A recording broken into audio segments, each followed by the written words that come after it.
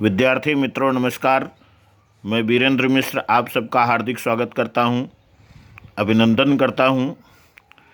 मित्रों, आज विषय सामाजिक विज्ञान कक्षा 10 गुजरात राज्य शिक्षा बोर्ड का जो प्रथम परीक्षा का प्रश्न पत्र है, ये स्कूल स्तर का प्रथम परीक्षा का प्रश्न पत्र है 2023-24 सत्र का। इसमें से छोटे प्रश्नों के बारे में, उसके उत्तर के बारे में जानकारी प्राप्त करेंगे। प्रश्न पत्र 80 नंबर का 3 घंटे का है और छोटे प्रश्नों पर विशेष ध्यान इस वीडियो में दिया जाएगा। आशा है आपको ये वीडियो रुचिकर प्रतीत होगा, पसंद आएगा। तो मित्रों, विभाग ए, निम्नलिखित प्रश्नों के सूचना अनुसार उत्तर लिखिए। प्रत्येक प्रश्न का 1 अंक है। तो मित्रों, विभाग अ और विभाग ब ये 2 तरफ हैं।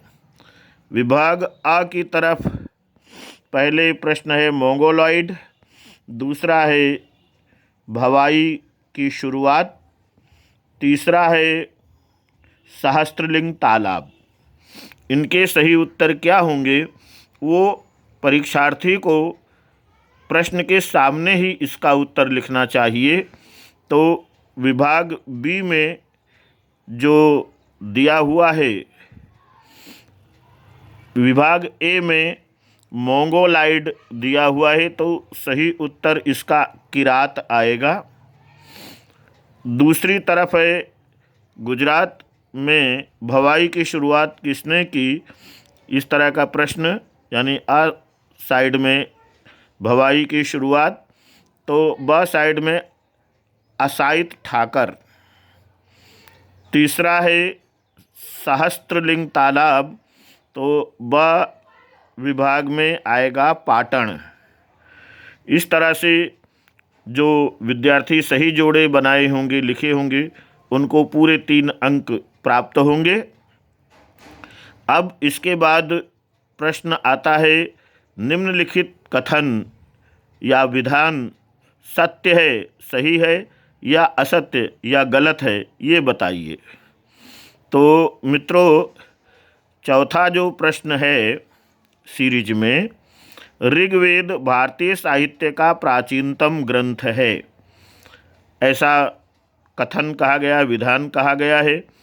तो उपरोक्त विधान सत्य है, तो यहाँ पर सही का निशान किया गया है।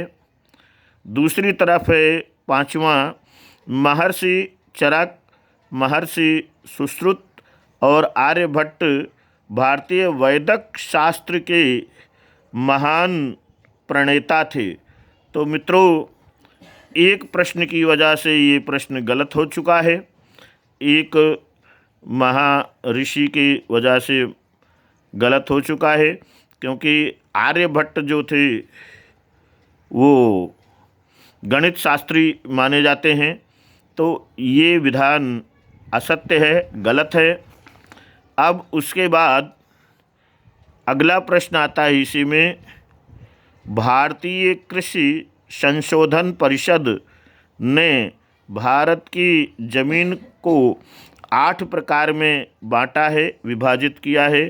तो पाठ्यपुस्तक के अनुसार ये विधान सत्य है, यानी 3 विधानों में 2 विधान सत्य हैं और बीच वाला विधान असत्य है।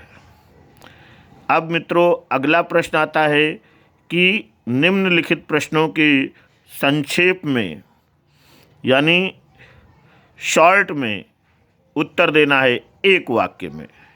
संक्षेप का मतलब यहाँ पर अपने 1 वाक्य समझेंगे। तो प्रश्न ये पूछा गया है कि, प्रश्न ये है कि किस पक्षी को प्रकृति का सफाई कर्मचारी माना जाता है? ऐसा कौन सा पक्षी है जिसे प्रकृति का सफाई कर्मचारी माना जाता है? मित्रों, ये भूगोल का प्रश्न है और ध्यान से देखें तो भूगोल के प्रश्न के साथ साथ ये सामान्य ज्ञान का भी प्रश्न बन सकता है। तो संक्षेप में उत्तर लिखेंगे कि गीध पक्षी को प्रकृति का सफाई कर्मचारी माना जाता है। बराबर। अब अगला प्रश्न आता है प्रश्न नंबर 8। हिम से किस फसल को नुकसान होता है, यानी हिम वर्षा से या हिम से कौन सी फसल को नुकसान होता है। तो ये कृषि वाले पाठ से लिया गया है। सही उत्तर होगा कि कपास की फसल को हिम से नुकसान पहुंचता है। अगला प्रश्न है कि जल यानी पानी ये कैसा संसाधन है। तो पाठ्य पुस्तक के अनुसार ये आएगा कि जल मर्यादित संसाधन है। मित्रों, छोटे प्रश्नों में अगले प्रश्न प्रकार के में दिया है, निम्नलिखित रिक्त स्थानों की पूर्ति उचित विकल्प चुनकर कीजिए। तो 10वां प्रश्न है, खाली जगह प्राकृतिक आवास में मात्र अफ्रीका खंड में पाया जाता है। यहाँ पर प्राणी का नाम अपने को बताना है। विकल्प दिया है चीता, हाथी, गैंडा। तो पाठ्य पुस्तकानुसार चीता आएगा इसमें। चीता प्राकृतिक आवास में मात्र अफ्रीका खंड में पाया जाता है। 11वां प्रश्न है, खाली जगह राज्य में सबसे कम सिंचाई क्षेत्र पाया जाता है। तो इन विकल्पों में से मिजोरम सही उत्तर आएगा। 12वां प्रश्न है, आज भी भारत में खाली जगह प्रतिशत शहरों में पेयजल यानी पीने के पानी की अत्यंत कमी है। तो 8% शहरों में पेयजल यानी पीने के पानी की समस्या है। मित्रों, अब अगला प्रश्न अपने सामने पेश है कि सही विकल्प चुनकर निम्नलिखित प्रश्न के उत्तर लिखिए। 13वां प्रश्न है, आर्थिक रूप से भारत कैसा देश है। तो यहाँ भारत की कैटेगरी श्रेणी निश्चित करनी है। ये अर्थशास्त्र का प्रश्न है। तो भारत जो है मित्रों विकासशील देश है। कैसा देश है? विकासशील देश है। 14वां प्रश्न आता है, किस वर्ष की औद्योगिक नीति से भारत में आर्थिक सुधार का नया द्वार खुला है। तो मित्रों इसमें सन बताना है। पाठ्य पुस्तकानुसार आएगा इसमें ईस्वी सन 1991। 15वां प्रश्न है, युवा बेरोजगार को नए विचार के साथ उद्योग साहसिक बनकर स्वरोजगार की कौन सी योजना के तहत भारत सरकार काम करती है, या भारत सरकार ने कौन सी योजना लागू की है। तो मित्रों ये प्रश्न थोड़ा कन्फ्यूजन वाला है। पाठ्य पुस्तक में दो तीनों को दिया है, लेकिन अधिक विश्वसनीय इसका जो उत्तर है वो इस प्रकार से है, डिजिटल इंडिया यानी सी वाला सेक्शन, और पहला वाला जो सेक्शन है मेक इन इंडिया।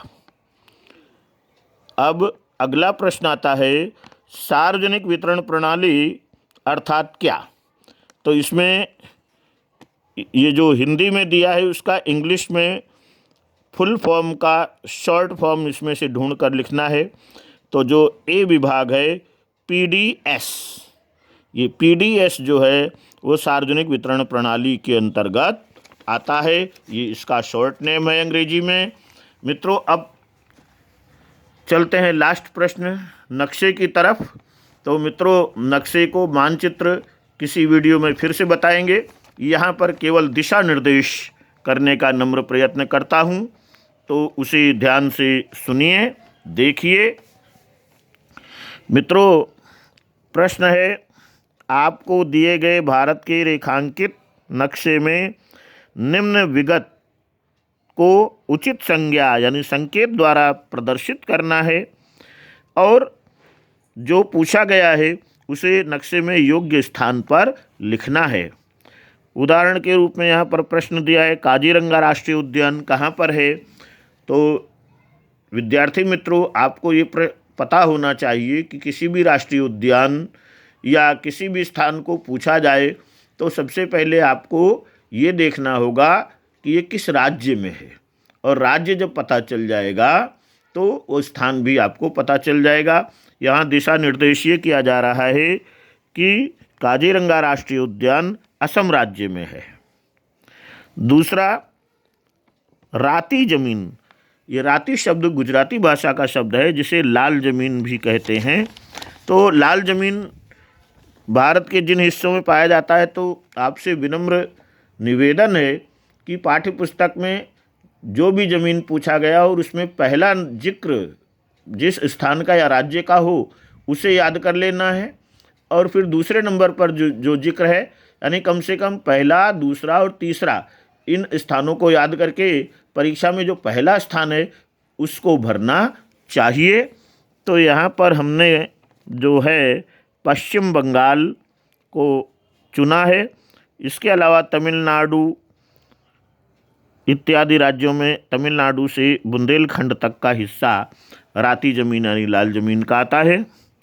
आपको पश्चिम बंगाल भर देना चाहिए। अगर ये ख्याल ना रहे तो तमिलनाडु के हिस्से को भर देना चाहिए। तीसरा प्रश्न है, कॉफ़ी उत्पन्न करने वाला एक प्रदेश। तो मित्रों, ये विश्वविख्यात है, भारत स्तर का प्रश्न है।